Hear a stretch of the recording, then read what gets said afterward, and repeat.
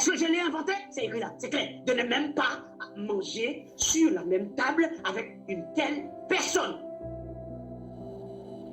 Le verset 12. Qu'ai-je en effet à juger ceux du dehors? Ou ceux qui sont dans le monde, je m'en fous. C'est pas mon problème, ça c'est Dieu qui gère ça.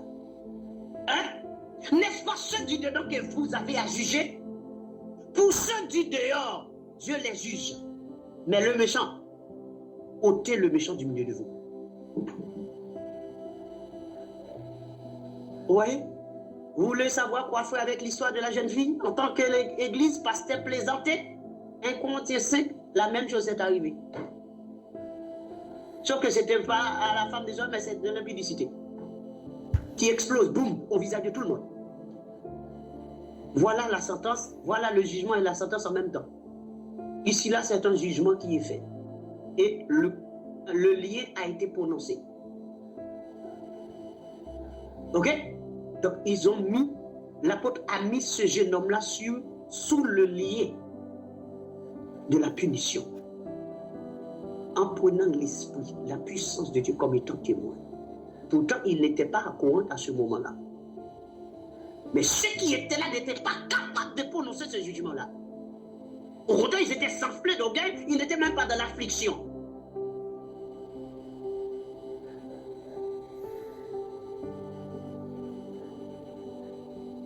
Je n'ai pas dit que le père devait mettre dehors cette jeune fille, non pas du tout. Mais ne plus la considérer comme sœur. Il doit fournir à cette jeune fille tous les besoins nécessaires comme un père doit à son enfant. Mais sur le plan spirituel, quand il s'agit de spiritualité, de l'évangile, des choses qui ont rapport avec Dieu, aucun rapport. Parce qu'il n'est plus sœur. C'est une impudique. Mais que fait l'église additionnelle? Vous voyez, tout le monde parle. Il y a seulement un monsieur que j'ai vu, un comédien, celui qui s'appelle, comment il s'appelle encore? Celui-là qui n'a pas de dents là.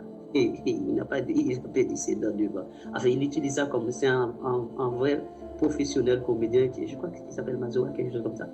Il n'y a que lui qui a parlé, qui a dit une chose, et j'ai écouté ce qu'il disait, ce que les pasteurs devaient dire.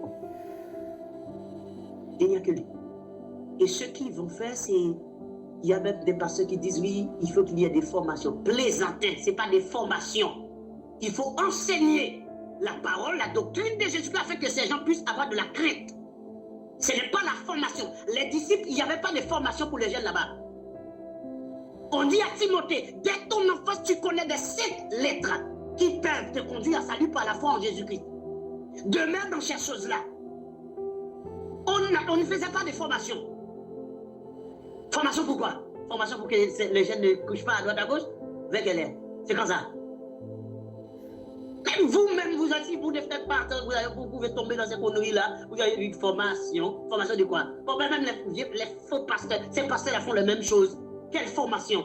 Vous voulez dire que les pasteurs n'ont pas de formation, ils sont pasteurs? Les pasteurs qui ont des copines, des copains là, plusieurs femmes, c'est un manque de formation? C'est un manque de formation? Au lieu que ces gens disent qu'il faut plonger dans la parole et dans la prière, méditer et chercher la présence de Dieu, enseigner les jeunes la vraie parole et arrêter les plaisanteries, la jeunesse, groupe de la jeunesse, groupe des enfants, plaisanter que vous êtes, ça n'existe pas sur le fondement des apôtres. Moi, je ne voyais pas Timothée dans le groupe de la jeunesse, moi. Parce que comme les jeunes là que vous prétendez retenir en faisant des programmes, journée de couleurs, journée ceci, journée d'anniversaire, visite historique, dans les places publiques, vous plutôt vous les alimentez à retrouver le chemin du monde, bien que vous êtes déjà dans le monde. Mais ce n'est pas la présence, ça n'a rien à voir avec Dieu. Est-ce que ces jeunes se plongent dans la parole? Est-ce que ces jeunes cherchent la présence de Dieu? Ce n'est pas le cas. Vous ne pouvez pas tenir et vous voulez que ces jeunes tiennent, ils vont tenir comment? Ah, formation, c'est quelle formation ça? Ah, maintenant, ce sont des formations qui gardent les gens de la CDC, pas les sous de Dieu. Hein? On a dit, ah, il faut que nous prions plus pour que le Seigneur puisse nous préserver. Ah, Donc ce n'est plus le Saint-Esprit qui nous garde dans la sanctification, mais là ce sont des formations. Il faut des formations. Formations pour que vous puissiez rester dans la sainteté. Ah non. Non. Regardez ce que l'apôtre a dit. Il faut le mettre dehors. Il faut regardez. Parce qu'il y a des choses que lorsque vous ne lisez pas, vous ne comprenez pas. Vous ne comprenez pas comment traiter tel ou tel sujet, telle ou telle chose. Par exemple, un événement arrive, vous ne savez pas comment traiter cet événement-là. Regardez Hébreux le chapitre 12 qui nous dit.